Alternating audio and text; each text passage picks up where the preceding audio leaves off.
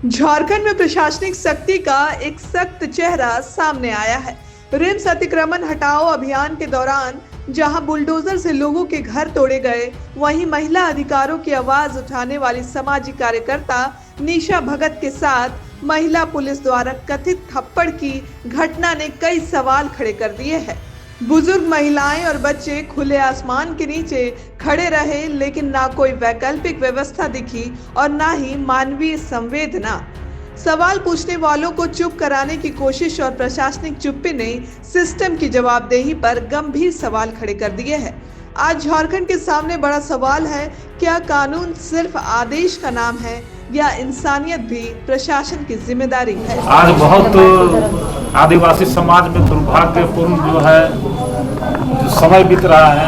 आज आदिवासी समाज एक तो चौतरफा हमला से घिरा हुआ है, जल जंगल जमीन सब लूटी जा रहा है। अभी जो बीआईजी ग्राउंड का मामला है, कल आप लोगों ने देखा होगा कि कैसे जो आदिवासी समाज की बेटी केंद्रीय सरना समिति की टीम हम लोग पूरा गए थे और निशा भगत ने जिस तरह से प्रोटेक्ट किया गरीब लोगों के लिए, वहाँ बुलडोजर चल रहा था और उसमें बहुत सारे जो है वहाँ पर जितने भी रैयत है उसका घर तोड़ा जा रहा था और लोग बेघर हो गए थे। तो ऐसे में पूरी टीम हम लोग गए थे और उसमें से जो है निशा भगत जी ने वहाँ बुलडोजर को रोकने का अनुरोध किया और कुछ रुक भी गए थे और जा भी रहे थे, लेकिन वहाँ जो प्रशासन के द्वारा जो बर्बरता कार्रवाई किया गया, केंद्रीय सरना समिति की केंद्रीय महिला अध्यक्ष को थप्पड़ मारा गया, जिसको केंद्रीय सरना समिति परिषद निंदा करती है, घोर इसमें हम लोग निंदा करते हैं। और आदिवासी समाज काफ़ी आहत है कि जो आदिवासी का जो लीडर करने वाला, जो आदिवासी को अगुआ है, उसके साथ में मारपीट और थप्पड़ मारना, घसीटा जाना और बेइज्जत करना कहीं से भी समाज के लिए उचित नहीं है। अगर आपको कार्रवाई करना था तो एफआईआर तो आप कर ही दिए, कानूनी रूप से एफआईआर करने का था, आपने किया, लेकिन जो जो आदिवासी बेटी के साथ में जो आप लोगों ने किया, इसका हम लोग समिति भरसक निंदा करते हैं और हम प्रशासन से मांग करते हैं, वरीय पुलिस अधीक्षक से मांग करते हैं, डीजीपी साहब से भी मांग करते हैं कि ऐसे दोषी पुलिसकर्मियों को अविलंब बर्खास्त करें।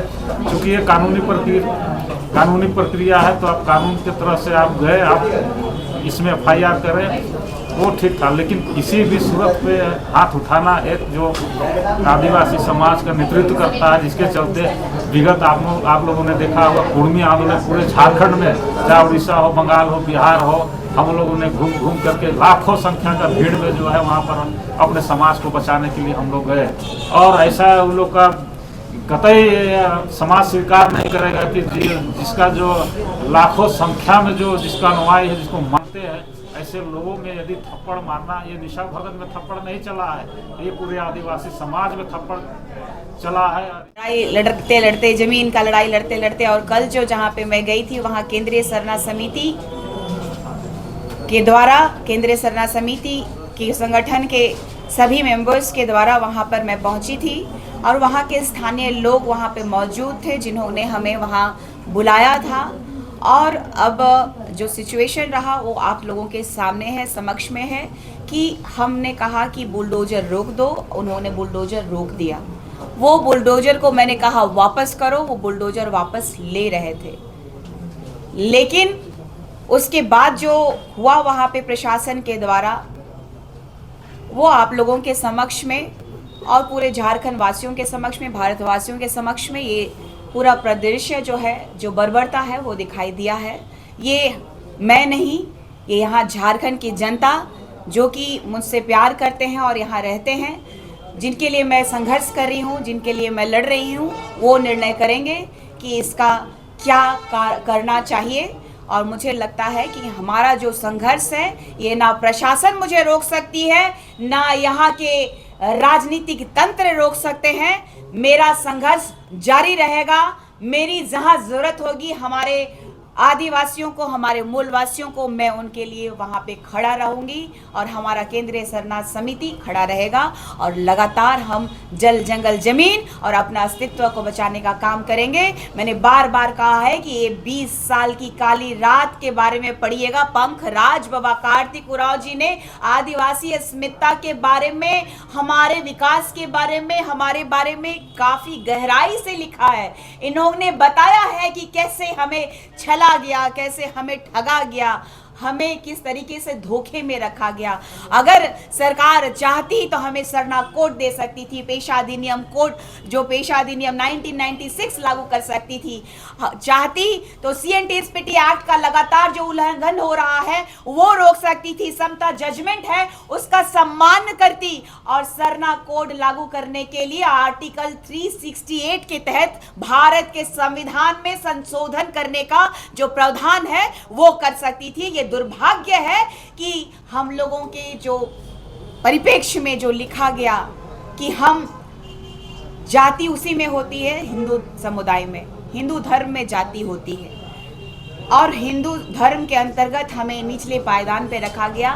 बेहद गरीब पिछड़ा आदिवासी के रूप में हमें आदिवासी का एक टैग तमगा थमा दिया गया। लेकिन जो 1961 की जनगणना के बाद हमारा जो धर्म कॉलम हटा दिया गया, इसीलिए हमारे आदिवासी कभी हिंदू लिखते हैं तो कभी अन्य में लिखते हैं। हमें दिग्भ्रमित किया गया। हमें जब हिंदू, मुस्लिम, सिख, ईसाई जब कहा जाता है हम सब भाई भाई, तो आदिवासी को छोड़ दिया गया। इस दर्द को महसूस करते हुए पंखराज बाबा कार्तिक उरांव जी के आदर्शों पे चलते हुए, भगवान बिरसा मुंडा जी के आदर्शों पे चलते हुए मैंने प्रण लिया है कि हम झारखंड को बचाएंगे, हम अपने जल जंगल जमीन को बचाएंगे, अपनी अस्मिता को बचाएंगे, अपनी माटी को बचाएंगे। जय जोहार, जय झारखंड, जय सरना, जय आदिवासी। निशा जी, आप वो देख पाएंगे। आपने कहा कि जब आप पहुंची तो आपने देखा कि स्थिति अच्छी नहीं थी, रो रहे थे, बच्चे थे, महिलाएं थी।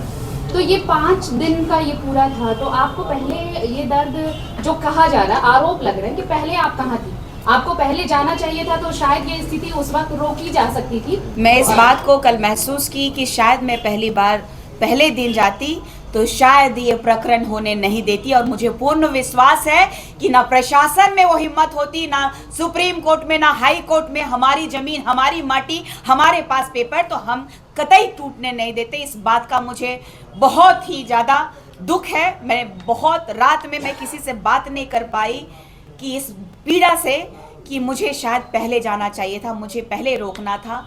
मैं इसलिए नहीं जा पाई कि आपने देखा होगा कि सोशल मीडिया के माध्यम से लगातार मेरा शेड्यूल, मैं अपने लोगों के लिए, अपने समाज के लिए ही बिजी थी। अपने निजी जीवन जीने के लिए मेरे पास ना समय है, ना फुर्सत है, ना मैं जीना चाहती हूँ। मैं अपने समाज के परिप्रेक्ष्य में अपना पूरा योगदान अपने आप को दे दिया है।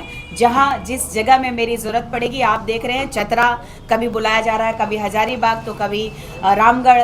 तो इस तरह से आपने देखा कि मुंडन का कार्यक्रम भी था। मुंडन के कार्यक्रम के दिन मुझे बहुत ज़्यादा फोर्स किया गया था। इत्तेफाकन मुझे लगा कि इतने सारे नेता हैं, इतने सारे लोग हैं, इतने सारे लोग गए हैं तो बचाएंगे। मुझे यकीन नहीं था कि हमारे समाज के जो अगुवागण हैं, उन्होंने, चाहे महिला हो पुरुष हो, सभी ने चूड़ियाँ पहन ली है। मुझे यकीन नहीं था। आज कल मुझे यकीन हुआ कि काश मैं पहले अगर गई होती तो मैं एक घर नहीं टूटने देती। मुझे पूर्ण विश्वास था अपने इस प्रकृति देवता में, अपने पूर्वजों में। मुझे विश्वास है कि आगे आइंदा आने वाला ऐसा कुछ घटना होगा तो मैं प्रायोरिटी ऐसे पहले उनको दूंगी जिनको मेरी ज़रूरत है। मुझे लगा था कि हमारे लोग लड़ना सीख रहे हैं, लड़ लेंगे, बचा लेंगे, लेकिन मुझे लगता है मुझे और संघर्ष करना होगा, अपने लोगों को और जगाना होगा ताकि वो अपने हक और अधिकार की लड़ाई लड़ पाए। निशा जी, जो घर को कम से कम छोड़ देंगे और इस सरकार को अगर जनिक सा भी लज्जा आती है कि यहाँ के आदिवासियों के साथ खिलवाड़ नहीं होना चाहिए, तो शायद 2 घर बच जाएगा, तो दो घरों का जो अरमान है वो नहीं टूटेगा। मुझे लगता है कि 2 घर है जो बचा हुआ है या 3 घर बचा हुआ है, वो मुझे लगता है कि सरकार को संज्ञान में लेते हुए स्टॉप कर देना चाहिए। अगर ये न्याय का मंदिर अगर वाकई जनता के लिए है तो न्याय का मंदिर को भी अविलंब स्टॉप करवा देना चाहिए था। मुझे लगता है कि इतनी बुलंदी से आवाज़ पहले उठाई जाती तो ज़रूर रुकता। आपके साथ जो बदतमीजी